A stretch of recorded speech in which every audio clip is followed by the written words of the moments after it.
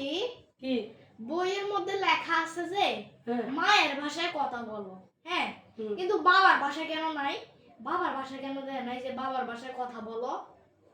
আরে মায়ের ভাষা মানে কি মাতৃভাষা, বুঝছো? মাতৃভাষা কেন দিছে জানো?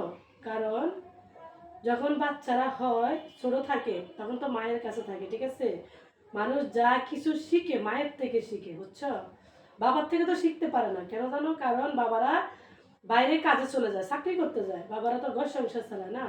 তো ঘর সংসার চালা দেখে বাবারা বাইরে কেউ চাকরি করে কেউ কাজ করে, ঠিক আছে? তো যারা গ্রামে থাকে তারা কাজ করে, আর যারা শহরে থাকে তারা চাকরি করে। সেজন্য বাবা কি সময় দিতে পারে সন্তানদেরকে? তাহলে থাকে কার সাথে? মায়ের সাথে। মায়ের সাথে থাকে, মায়ের সাথে থাকি, মায়ের যেভাবে বলে কথা বলে, মায়ের কথাগুলো শুনে শুনে ভাষা শিখে, বুঝছো? সেজন্য বলা হয় যে মাতৃভাষা।